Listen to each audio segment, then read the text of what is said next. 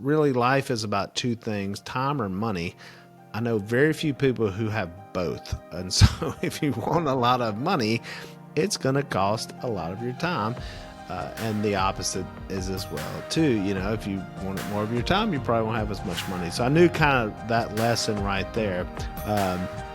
So then I jumped in to kind of help the family business. And then I learned about family there, too, because I had to work with family, which I was used to. And that's where the faith was a big part of this, because there was bigger motives as to what kept us together more than just we were happened to be awesome people who got along all the time. And so we had a bigger thing. And then now here's one will blow your mind again. For Mom and Dad, the TV started in my Uncle Si in their mid-60s.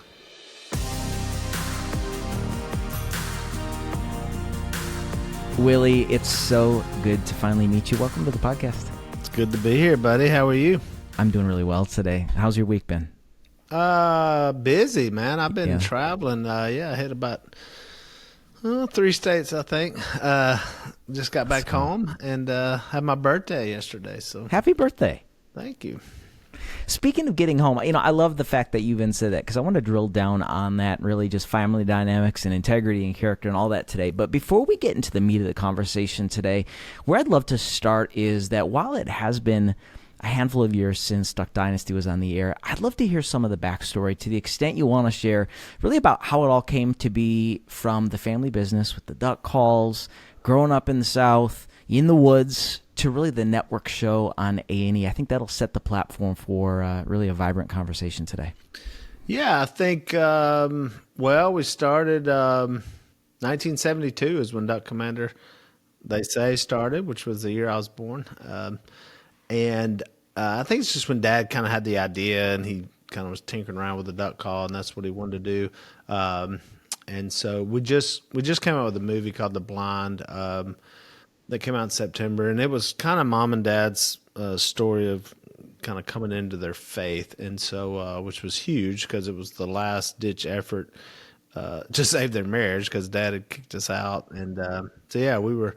The marriage was pretty much over. And, this guy, my dad's sister, really cared about, she was probably the last hope. And so she went to this preacher and begged him to go share his faith with Phil at a bar. Phil was running a bar at the time, 28 years old. And, he drives up there and out of state, southern Arkansas, goes in. It was adversarial. Dad did not want to hear it. And that's why we made the movie. It's such a crazy story about how it all happened. And it wasn't, and Dad didn't really have a moment there. He just said, I'll keep it in mind. And it wasn't until Dad really was out of control, and he was wanted by the police, and he was living in the woods he went and lived in the woods for like 6 months, running from the law. And so that's how we ended up in Louisiana.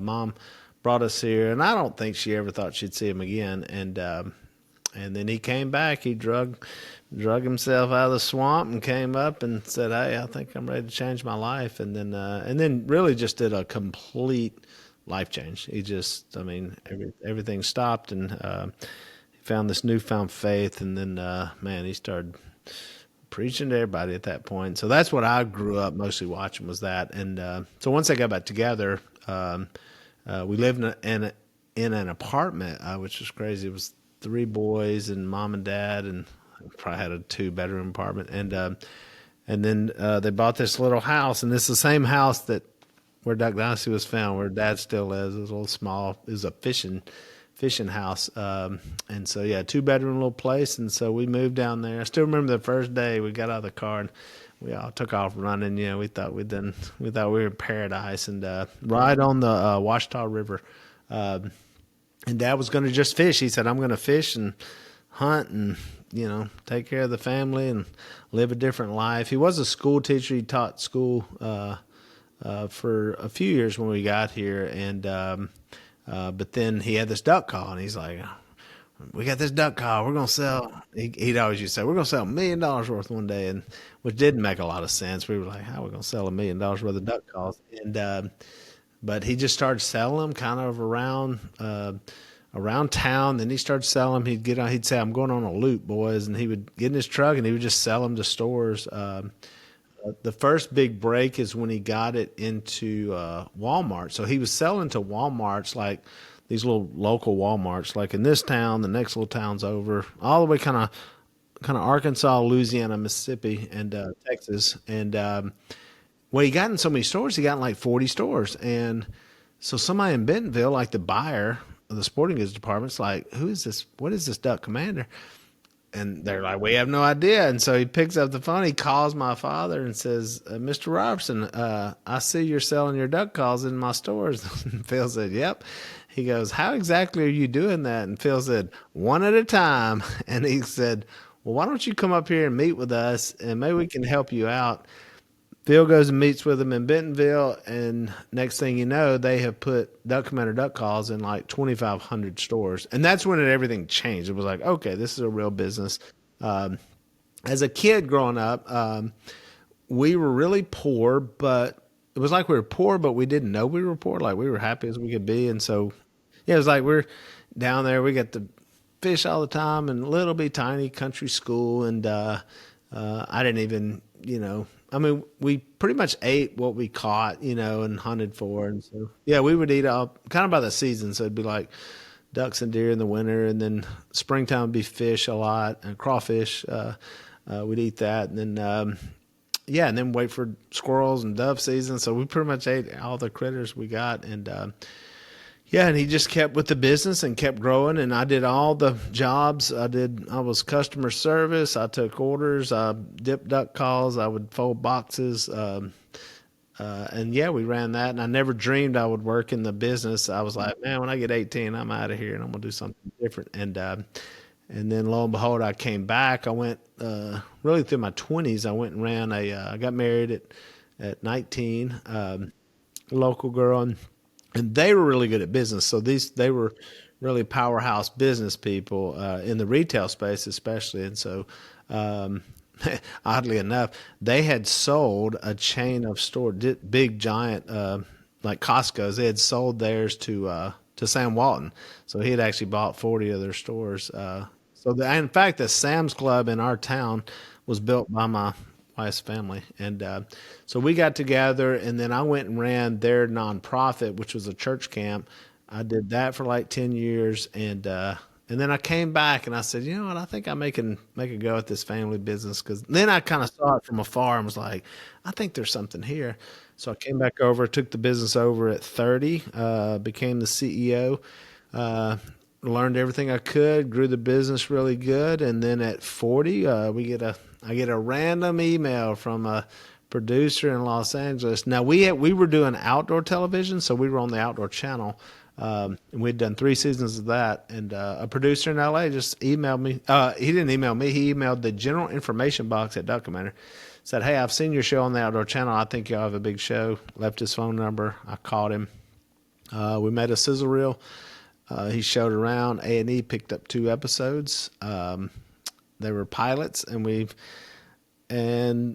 they after that picked up 13 episodes, biggest pickup they'd ever made at the time. And there you go. 5 years later, we had done 130 episodes of Duck Dynasty. So from 40 to 50 was all about television and learning all that business. So as I look back in life, pretty much every decade was like a whole different, a whole different way of life. And so, my 20s, I did nonprofit, had all my kids really gotten a foundational part of my marriage and my family. Then from 30 to 40, learned how to do business, retail, selling duck calls all over the world, 40 to 50 television. And as of yesterday, I turned 52. So we'll see what the next, just wrote another book, and so, yeah, we'll see what's next. Now I'm a grandpa. I've got 7 grandkids. And do you really? 6 kids, yeah. Congratulations.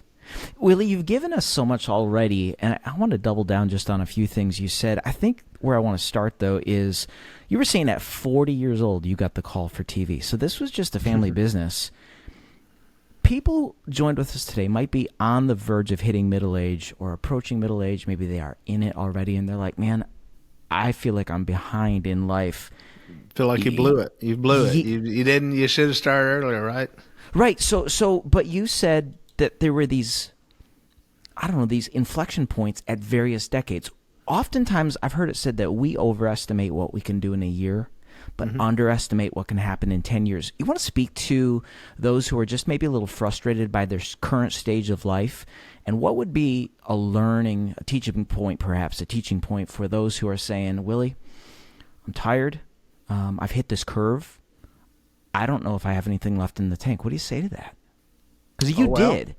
Yeah, let me just blow your mind in a couple of ways. So when I was 20, I thought I'd blown it. I was like, God, I should have done something different. I should have, I was questioning myself at 20. By 30, I thought, okay, I missed out on any real opportunity. But I was happy because I was running the summer camp, but I was like, I never made money. And so, but I learned right there, really life is about two things, time or money.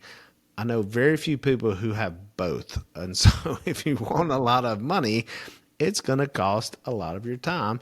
And the opposite is as well, too. If you want more of your time, you probably won't have as much money. So I knew kind of that lesson right there.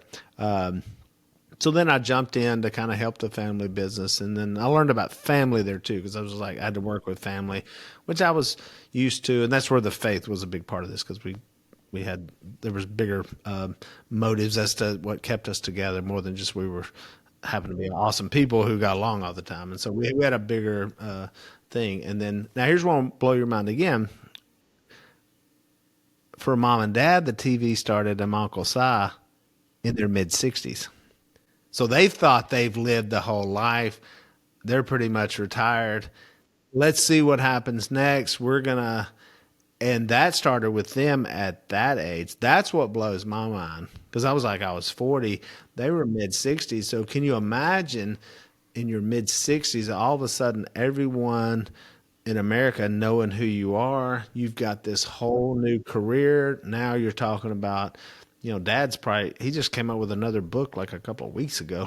He's in his late 70s. Yeah. And so, you want to talk about a whole new lease on life. Like my Uncle Si had spent 25 years in the military. He had come back to America. He was in Germany, stationed there mostly.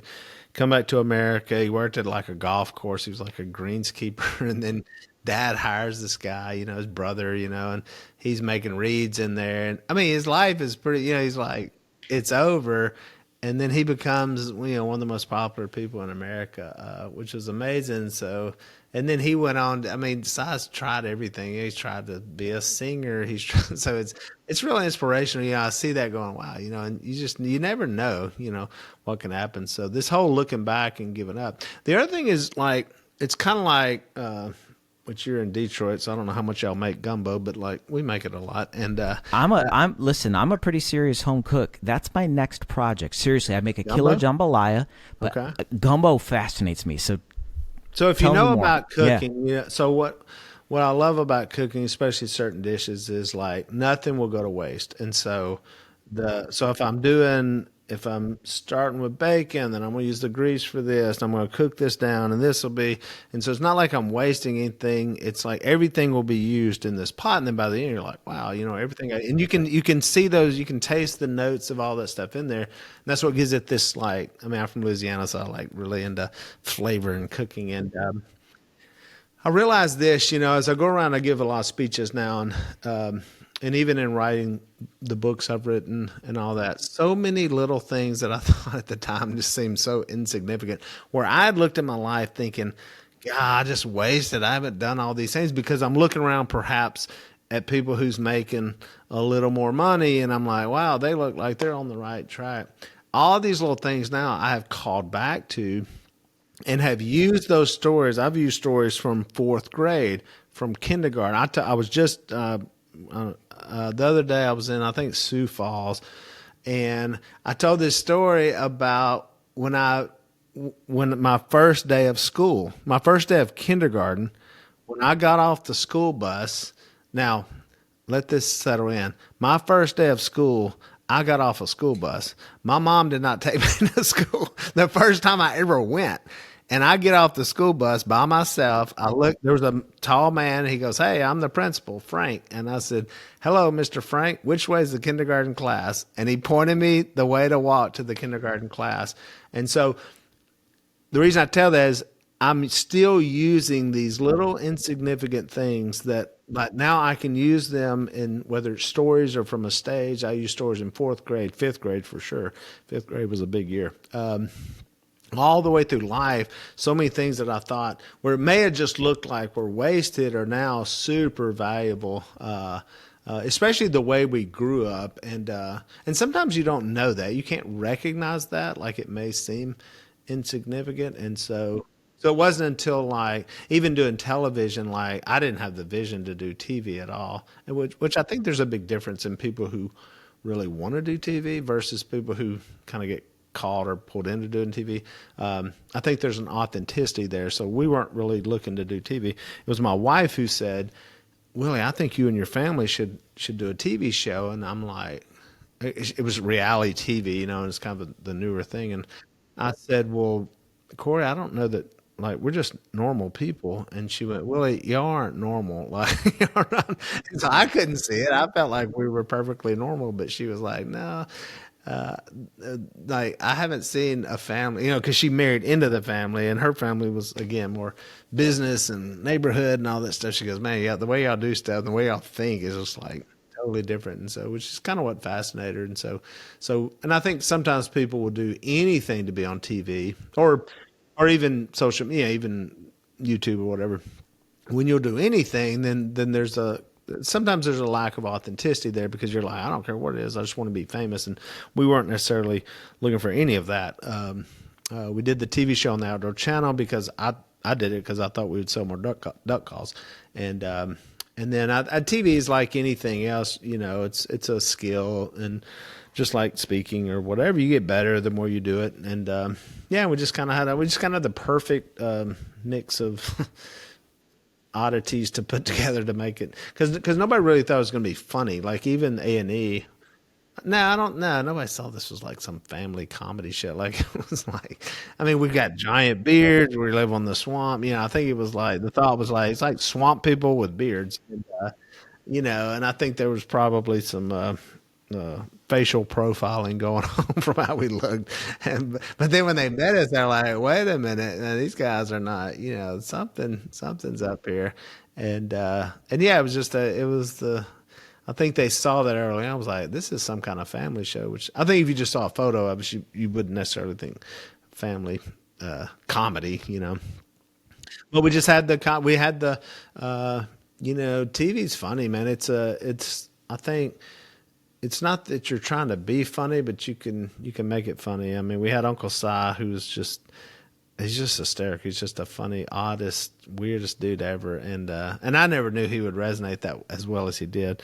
But then you've got like my father, like the dynamics were just perfect for laughing, because you have my father who's so serious, and which cracks me up, because he's so serious. And so there's just a lot of fun that can happen when somebody's that serious about life and all that. And so you put all that together, and then it's trying to work together and trying to actually do that there can be certainly some funny moments. Thanks for sharing that. I'm taking notes as you're sharing this with us, because I'm trying to draw a thread through this. And one of the themes I heard you share through this, and please correct me if I'm steering us away, but I heard you really speak to the power of longevity and living a planted life, and that nothing's wasted. It reminds me of like Psalm 92. It says about the righteous, it says, they'll flourish in the courts of our God. Here it is, verse 14, they still bear fruit in old age.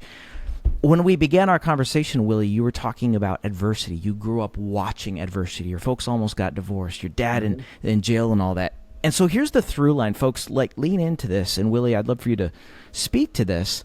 Adversity gives us a perspective on life. And if we have a heart that's engaged to learn, a teachable heart, humility is in place, there'll be a level of groundedness and plantedness that thus bears good fruit. And I think your life at 52 is an example of nothing's wasted, adversity, perspective, an engaged heart, a planted life. Because you were even saying like every decade showed you something else, and now your life is bearing fruit that's blessing not only your kids, but now you've got 7 grandkids, you and Corey have. and it's bearing fruit, which will bear fruit throughout their lives as well. You want to speak to that, like the power of longevity, the power Yeah, I of think, of being planted. What does that do, and how's that shaped you? yeah, I think I can agree with that. I think I would add in the faith part, and which is, yeah, because I wrote, this book, Gospeller, about sharing your faith. And so, because that's the other factor. So, had someone not shared their faith, none of this would have happened. So now you have to factor that in. And I really looked at that. The first chapter of the book is on that because it's like, had that old boy not drove up there and taken that chance, this family would not have stayed together. I would have had a completely different upbringing. There would have been no duck commander because probably my new stepdad or whatever, he may not have even duck hunted. So there would be no duck commander. There would be no duck dynasty. And without no duck dynasty, would affected you because I'm talking to you. And we wouldn't be here. So none of this would have happened. And I'm like, wow. So I'm like circling this date and this time and like this man and going, thank you, dude, for taking that chance. And then I think, God, would I have done that? And so as I'm writing the book, that's in the back of my mind because then I'm thinking, well, wait a minute, we have been able to been a touch point towards the gospel.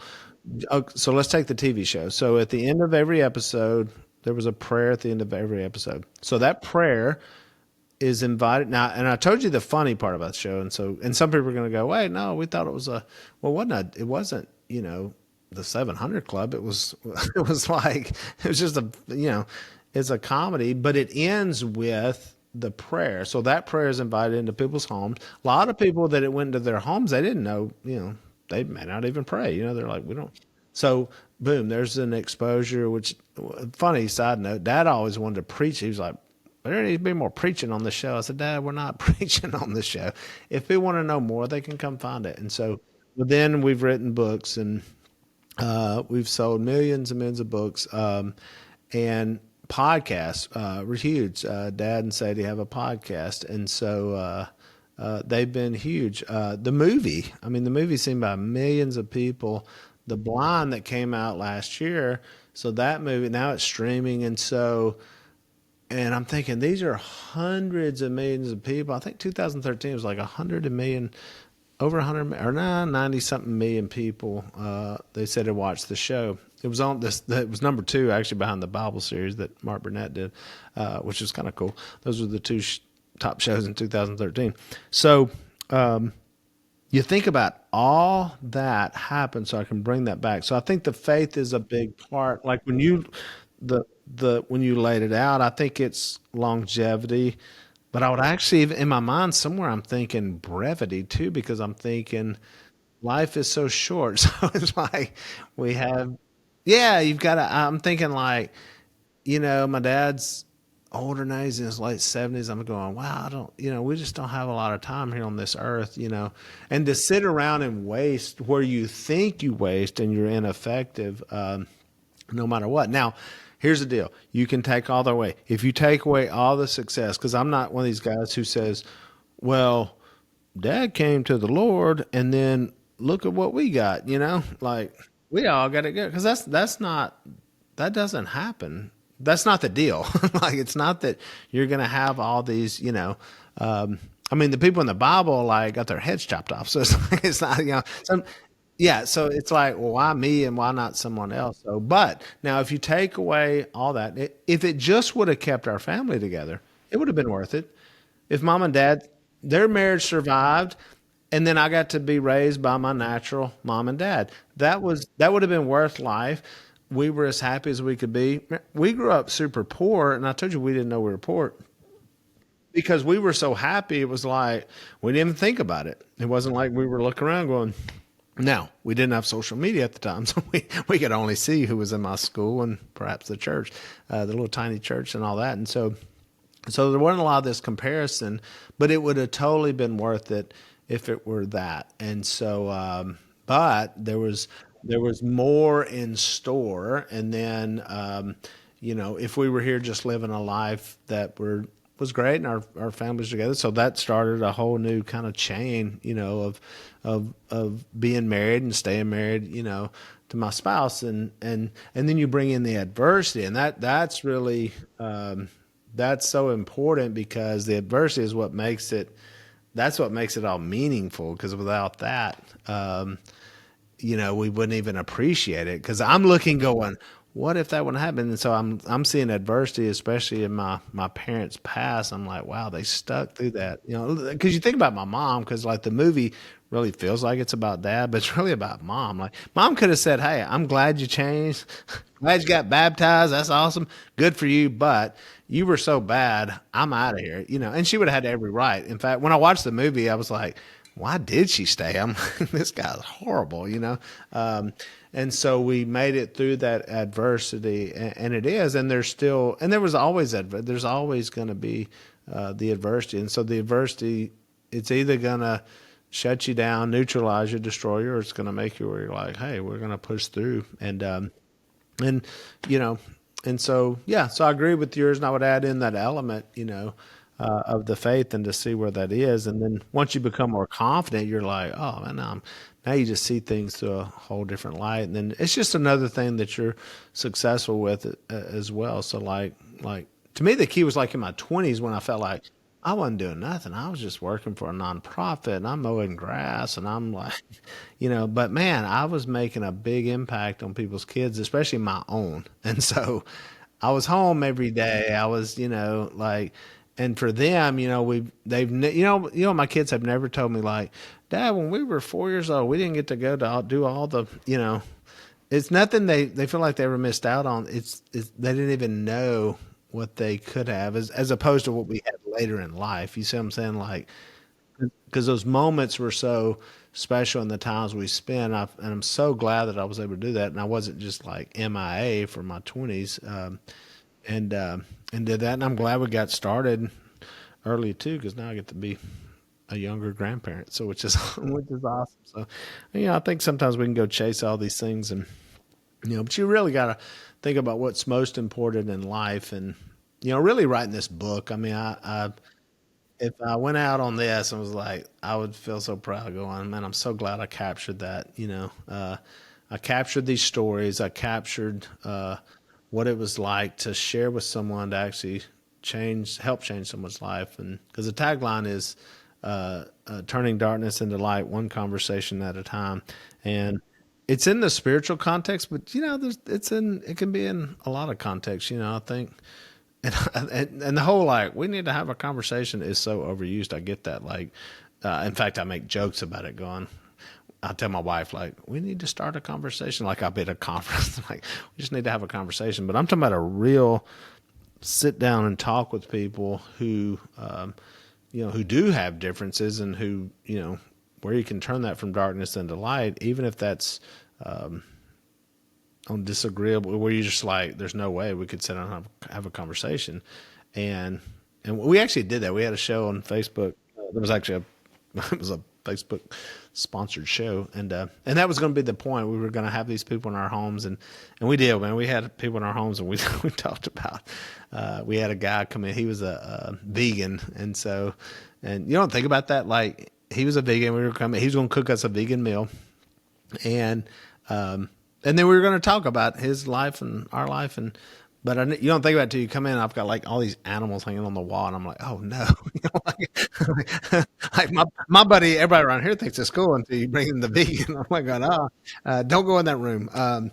But we had just a great conversation. We talked about raising black children, because one of my sons is biracial, and so we talked about that, and what it's like, and did from like I said, a couple in Atlanta, and talked to them. We talked about kneeling for the flag. I mean, just some big issues that people, but just having those conversations, and I'm telling you, every one of them, there was some light there. There was some light that came out, and that we built a friendship, even though we can disagree. And so, man, that's what we need in our country. But specifically, the book is more the spiritual. And again, it's probably highlighted by my dad's, but like I've talked to these people, and it's where I start the conversation. Because a lot of people, I think, want to have that conversation. And so there's a lot of believers who are Christians who are like, man, I want to have the conversation, but they're like, I don't know where to start. Like, I don't know how to ask or how to, or I don't know the Bible well enough, or I don't, and so I think we disqualify ourselves a lot. But,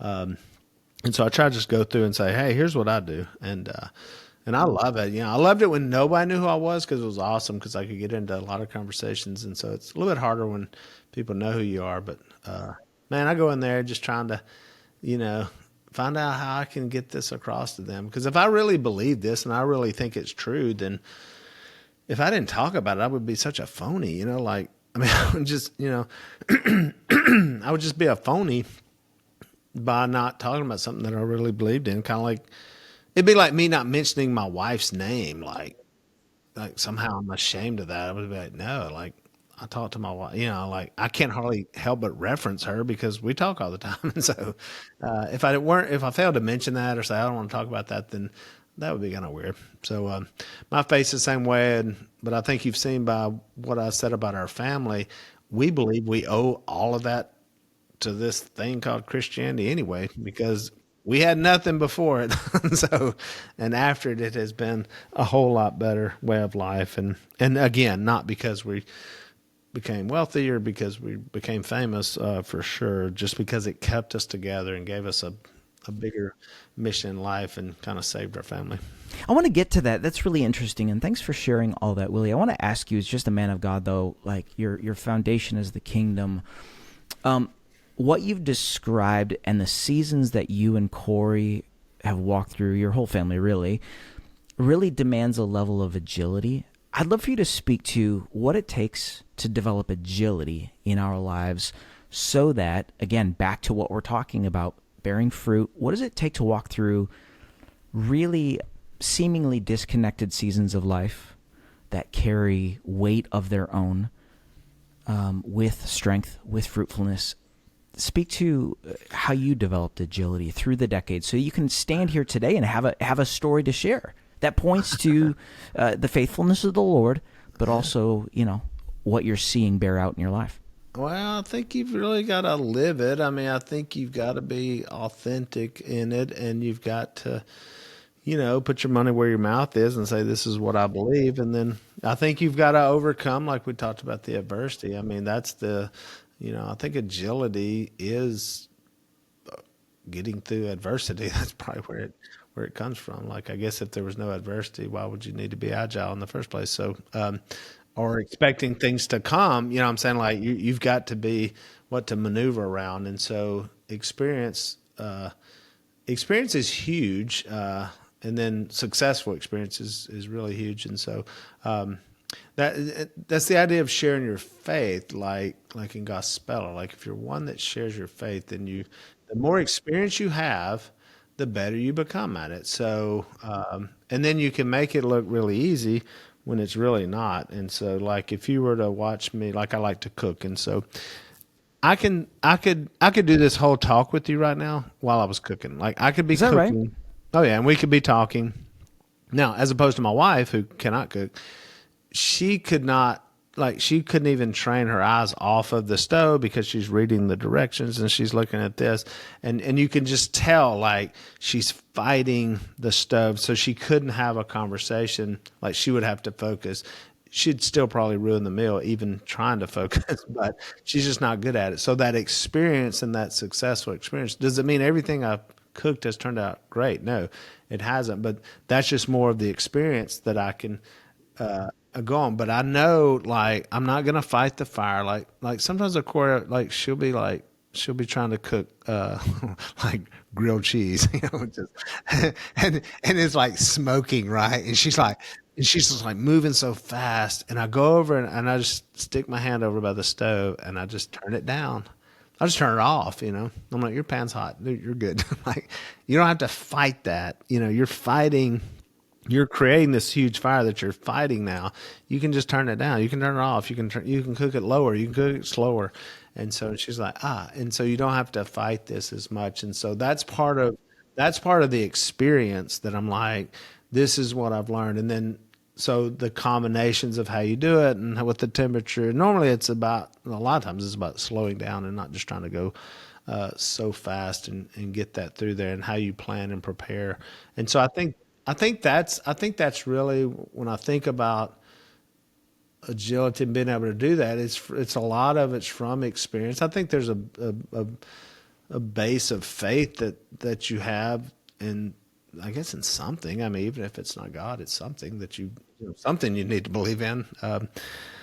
If I mean, I don't know what that is. I hope it's not government or something that you're thinking like COVID showed that. Like even your job and your career can just be gone, like evaporated. Talk about being agile. Like I I make money when big groups of people get together. That's how I make money now.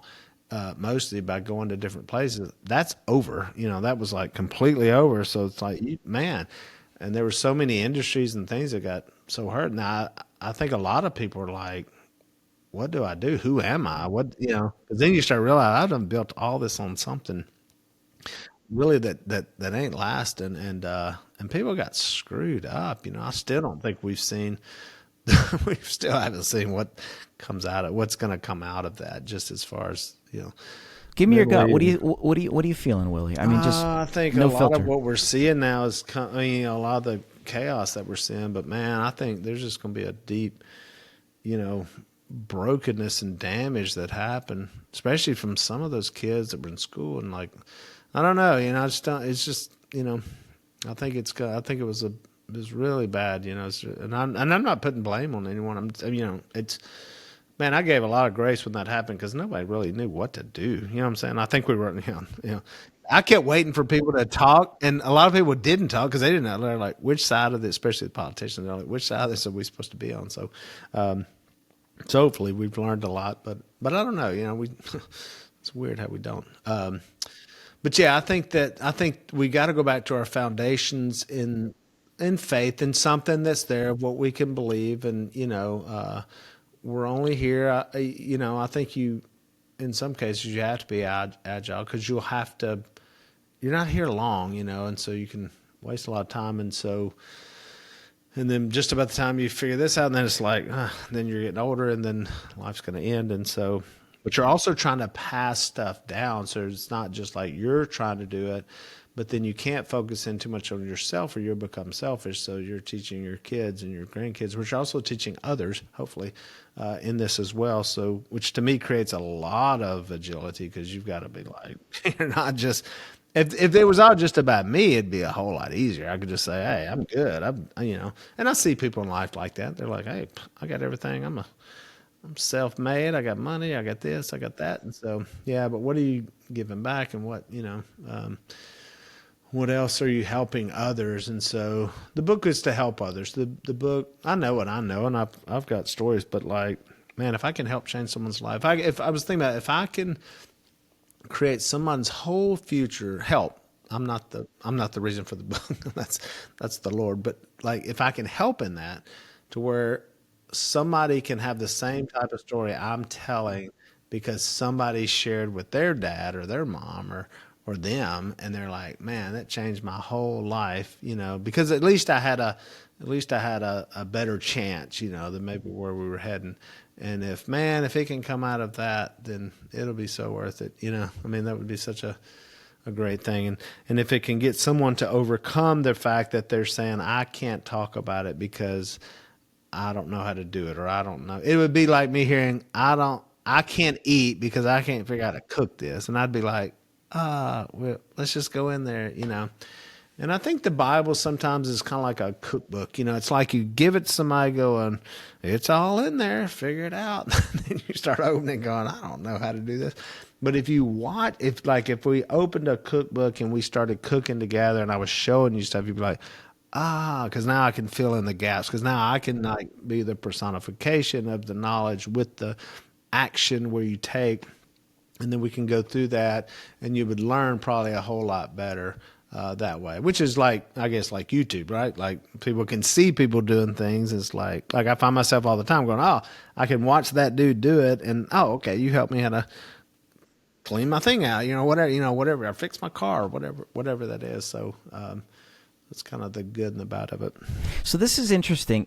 We'll just take an aside with this quickly because I think you made a really good point. You were talking about how the scriptures are like a cookbook. Now, Within a cookbook is a recipe, and not every ingredient in the recipe is good by itself. But when it all comes together, it actually produces something. So let's talk gumbo. When I'm making a roux, I'm not going to eat raw flour. And No. there are parts of the scriptures that are cutting and they're hard to digest. And it's like, ugh, I don't like that. But I don't throw that out just because I don't like it or because I don't understand it. I bring it together. Bring us together with a teaching point on how in life character and integrity demand that in order to receive the benefits of the cookbook, the recipe, we actually have to receive with great joy and employ a lot of the things we don't like, or even the things that are cutting to what we perceive to be right in our current cultural moment. That's all about self-made, self-creation, look at yourself, speak your truth, live your truth, etc. The postmodernism. What's for us to know about that, Willie? I'm struck by that metaphor, and I think there's a teaching point for us to extrapolate. Ooh. Well, when you were saying that, I was like, perhaps maybe you think you don't like it. So, Say more, Willie. Say more. Like maybe you think, and so then I go back to what I'm like, I won't like this. Or I think about it's easier with my kids where they're like, I don't like this. I don't, well, you need to try it. And then they stick their tongue on this, and I still don't like it, so, which is true, which may be true at that point in their life. And so, but what happens is you start maturing and you get more. So if you don't know, if you pick up the Bible and you start reading from the beginning, man, it can be really confusing. It's if I took a whole cookbook, is like, I don't know if I've never done that. There's never been a cookbook where I've ever cooked everything in the cookbook. So, but it may be my favorite cookbook and I made a lot of things, but I guess the point is some things I don't even know and quite even understand yet. I haven't even attempted those yet. So it's a big cookbook. So it's a big Bible. So, and it's over a long span of time. And so, learning it, I think, is my book is about the initial front lines of this, of like, what do you say and how do you start the conversation?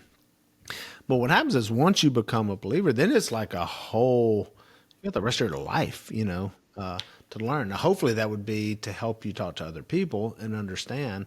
But a lot of that's just learning as you read it and learn, you start to understand more. Like you're saying, things we don't like, it's like, well, I don't like that part. And I think some things are just kind of hard to understand. It's like, it may seem like you don't like it, but you maybe just don't understand it yet. And there could be parts of it that you just like, it's not my favorite part, There's things I cook for people that I'm like, that's not my favorite meal.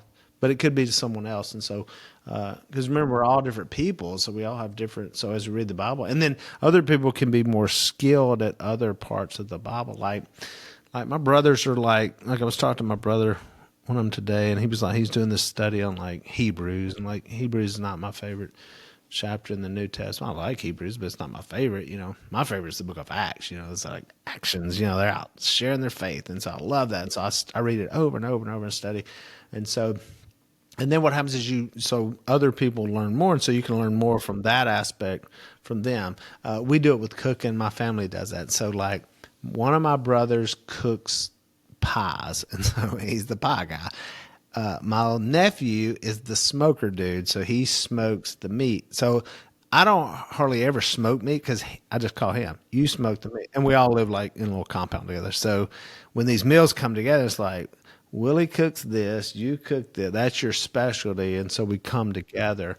And so I think that that can be like the word when you talked about the gumbo coming together, and so it's like you're some of these things once you get the palate for it, and you're like, okay, now I can understand this. That's probably the things in the Bible. Like if you just sat down and were like, I don't understand the nature of God, because I just read this one thing. Well, I certainly don't hope you read one thing I said in 2012 and was like, nope, I don't like Willie, because he said this. I mean, you probably just, so you got to be careful doing that. So especially one verse, one word. You got to look at the whole thing and say, what is this or whatever. And so, but essentially, I think the culture we're in today, it's kind of funny. It is a quicker bite for sure. So people are like, oh, I just want that one little thing, and it's really fast. It's like nobody does this. But even talking to you, it's like, has anybody not seen like this appetite for like these long version talk? Like last Monday night, I was in Fort Worth. I sat in Dickies Stadium, and it was completely full, and we listened to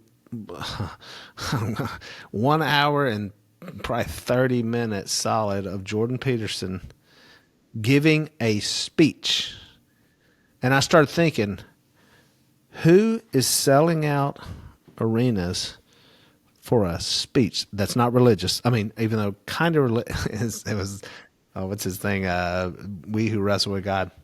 But not like a preacher, not like this is this is our flavor of denomination. We have a band, and we have. I've seen that for sure, but not just to get up and talk, especially on that level.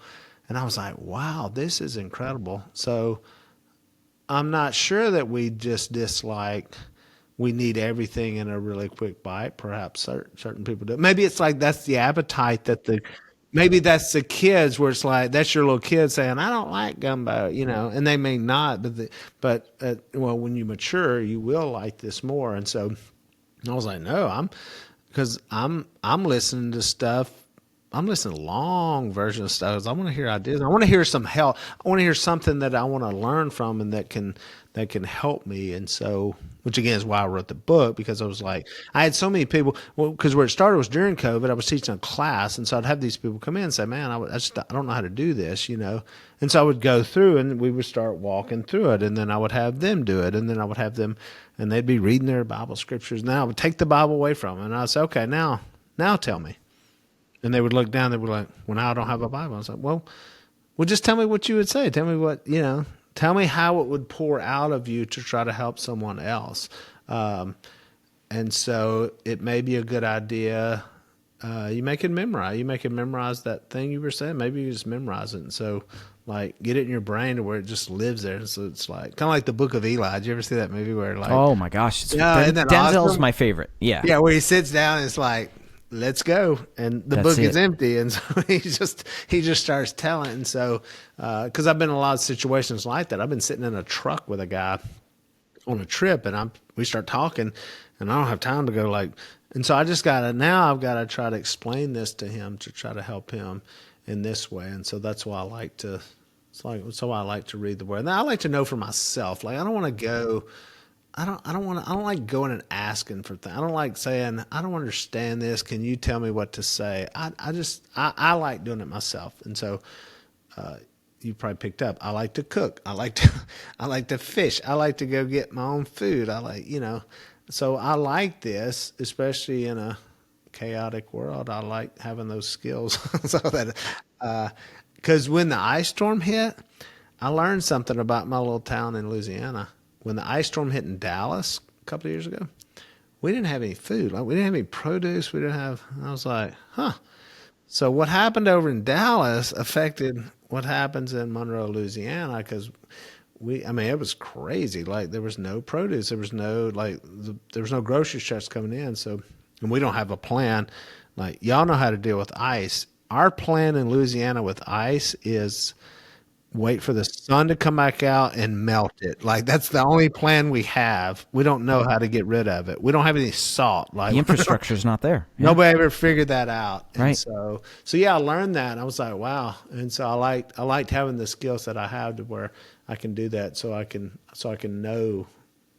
have that skill set. And then I want to, pass that on to others as well, which can be helpful. Especially my kids, for sure, but even others. And so that's why I wanted to write that about how to share your. This is what has helped me and what works for me. So maybe it can help you. And only like when I share with people, I only give them about 7 scriptures. That's it. I don't give them a lot of, just a few. I look for those stories in the Bible where it's like when they were talking and they didn't have a clue who Jesus Christ was. What did they say? What did they ask? What were they told?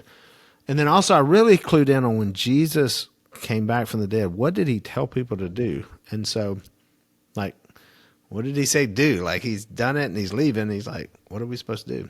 And so he said, make disciples, baptize people, and teach people. Well, I was like, well, dadgummit, in life, I want to be around those three things. Because I know a lot of people who have never done any of those things. They don't even know what that means to make a disciple. They don't know what it means to teach people.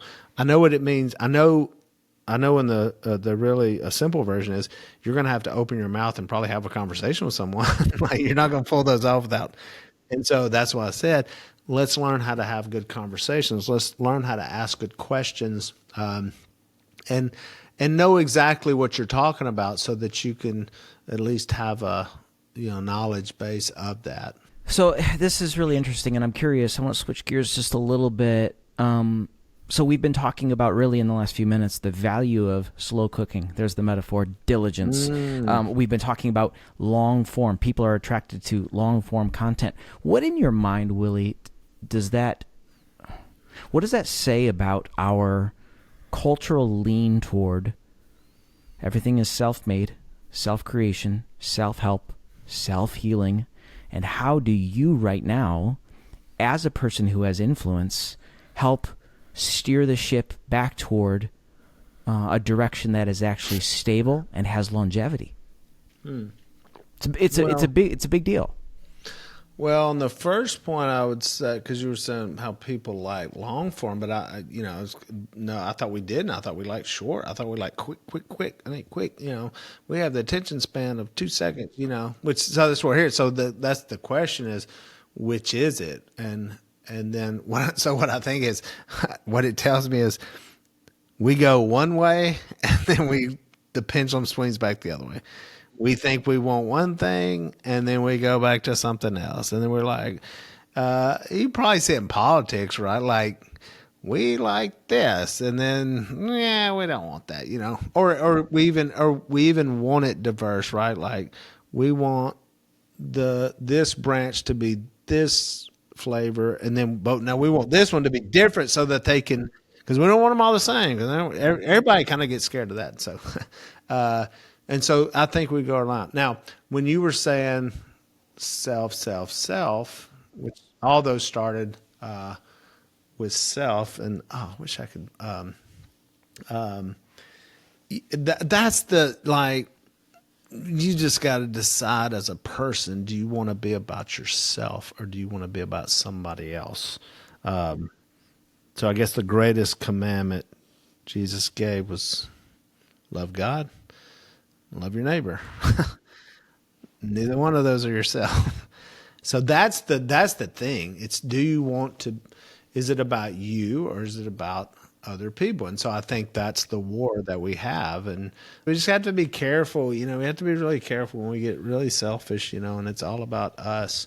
Because then who exactly are we, who is us, and what are our needs? And Yeah, let's stay here. This is really interesting that you took us there. When it is a me-focused, me-centered narrative that's coming from the highest levels of our country, and that's sort of the cultural narrative that's webbing its way through, be it social media, even now community and relationships. This is interesting. I just read this recently, that social media influencer is one of the most desired career paths in millennials and Gen Z. I'd love for you, Willie, because you're living this right now, and what I get from you is, this is who I am. Like, take me or leave me, this is who I am, and I appreciate that so much. What I'd love to know for folks joined with us today is, like, break down some of the misnomers about being well known, the shadow side of fame. That's a great thought. Because I used to feel bad about this, because somebody would come and say, "Hey, I'm thinking about doing a reality show," and I would just be like, "No, don't." I'd just be like, "No, you don't want to." I know that's what threw me, because whatever I'd boiled it down to, I wanted to tell people no. Like, you shouldn't. But then I thought, well, that's a terrible thing to tell people, because there's a lot of benefits that I've enjoyed that is awesome about it. So why would I tell people? Now, I guess I'm thinking, like, like you may get caught up in it, or you may get like, even when we first did our show, it was like people were like, Willie, you're going to destroy your family. And I was like, well, if we don't do it, then who else is going to do it? Like I think we can be bright lights, in a sea of darkness. And so we really believe that. Now that I've done it, I'm like, oh boy, yeah, it can come close. Like you can definitely, if you get caught up in this thing, back to what we just talked about, if you become about self, I promise you, it can destroy you. But reality TV doesn't have to do that. Anything can do that. You know what I'm saying? Like people's lives are destroyed in Podunk, Iowa or Indiana or whatever. You know what I'm saying? Like people destroy their lives with bad decisions and what they do. And so then I thought, well, okay, that's a bad thing to say. So I shouldn't just say, no, you don't want to do this. Like, but I know how much work it is, and I'm like, okay, this is people who strive, and if you can figure that out, actually, then I was like, let me help you, because part of the problem is there's no playbook, and so there was nobody I could call and say, hey, what do you do? Like there was just not a real network, and so maybe with social media, maybe there's people I know that do it who, oh God, they drive me crazy. I'm like, there's this, because I just tell you that that's such a hard job. Like I guess it's like the most miserable thing, and you may think this is weird because I'm saying it. The most miserable thing is like me having to think all day, all the time about what to put out as far as content. Because I just want to go, no, I'm not putting that out. Or there's certain parts that I just want to live my life, and I don't even think it's that interesting anyway.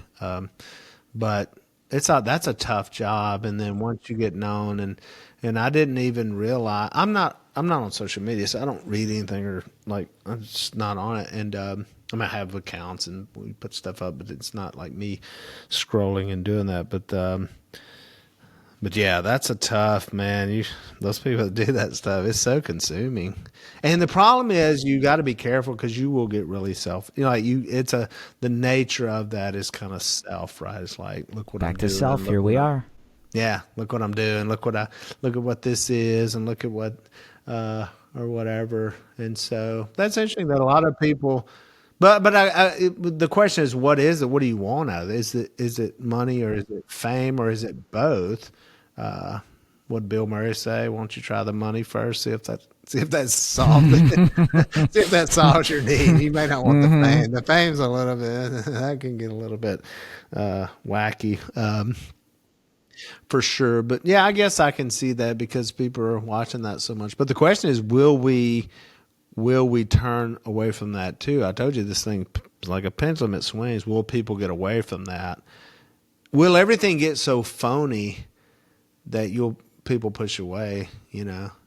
Is AI going to come in and do something so where like they're going to save it all, and then people are like, you know what? I just want to watch like real people do real, like real TV show. Like, will it swing away from?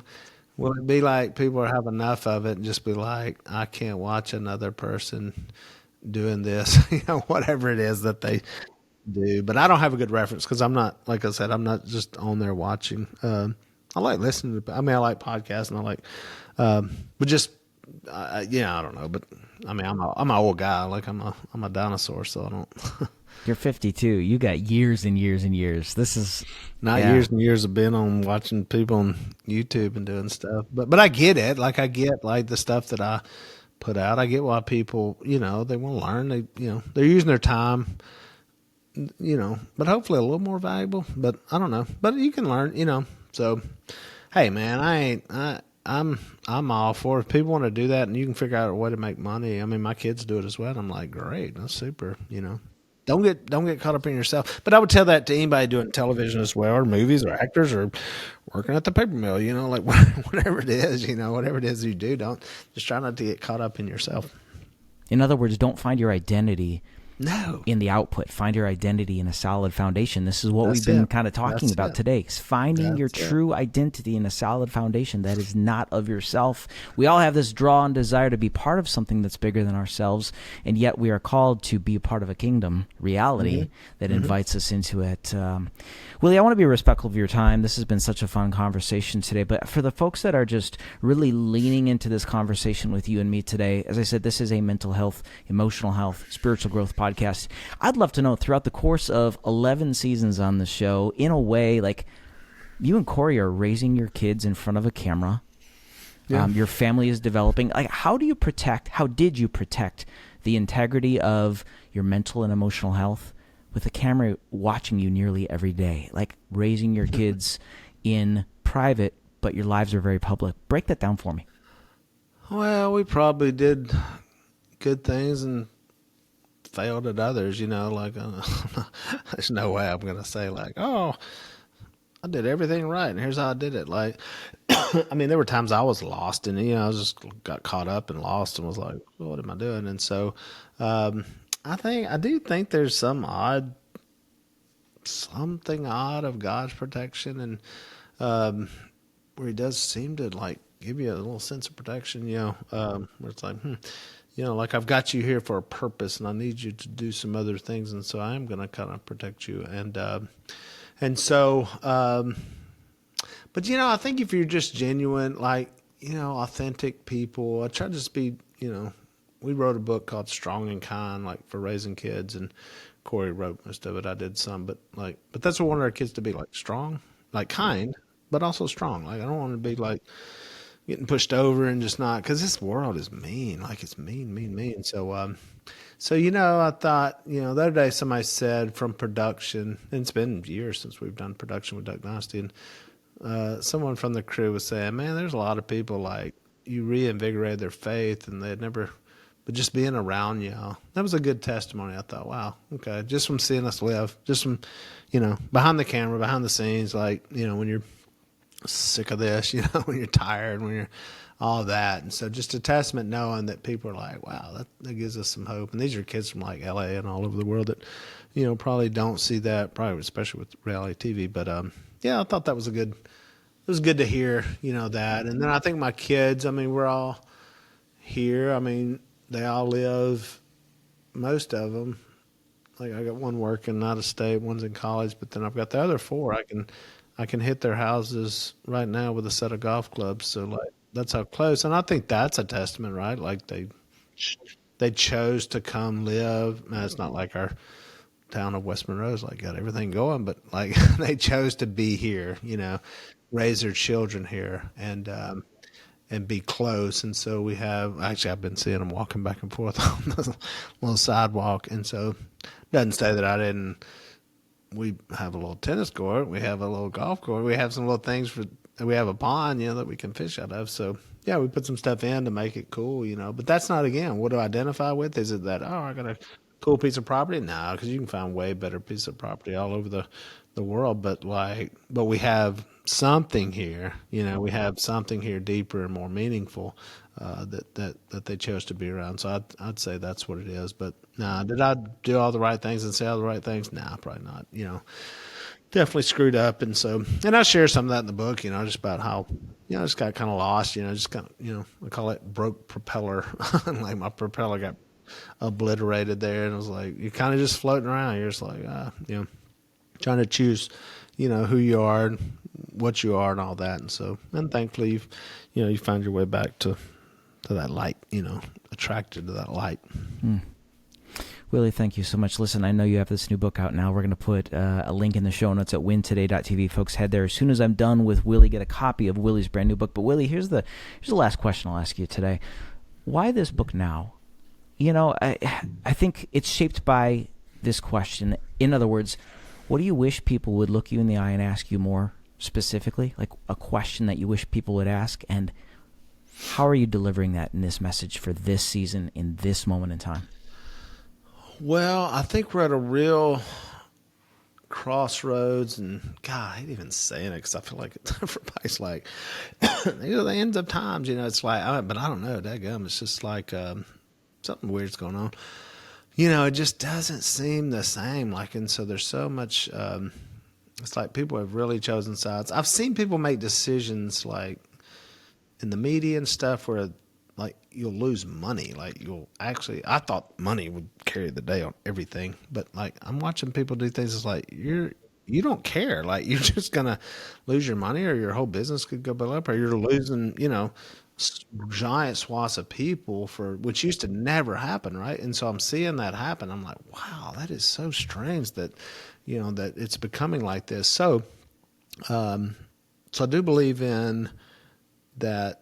There's believers, and that's what I believe, that Christ has people here, and so there can be referenced to as a church or as a group of people, or in the technical term of Greek ecclesia of gathering of people. Yeah. And so and I did have enough bounce off of people knowing that a lot of them don't know what to say. They don't know what to tell people. And so the reason I think the time is right for something like this is for probably a guy like me to be like, okay, Willie seems like he's kind of common folk guy. Like, he's not, I ain't a preacher for sure. And I'm not, I'm just, you've seen me and you've probably seen a lot about me and my family, done some things right. And so you're like, yeah, what is it that, how would you tell people something? And so I've had to work with family. I've had to work with production companies out of LA and New York. I've done movies. I've done, I've had a music album, believe it or not. So like I've worked with a lot of people. So, yeah, I did. Duck the Halls, a Robertson Family Christmas. Yeah. So I've had to work with a lot of people. So explaining things, and I do, one of the things that the Robertsons have a gift of is storytelling. And so, but you can do that in TV, you can do it, I can do it on stage or whatever. And so I just want to explain that to people. And if we can get the church, the people, if we can get them to where they know and they're confident about what to tell people, then we can create some more conversations. And then lo and behold, we could have someone trying to share with their neighbor or the person they work with. They may be opposed politically. They may be opposed on a bunch of things, but they want to share their faith. And so it can start a conversation. Hopefully conversations start because you care about people.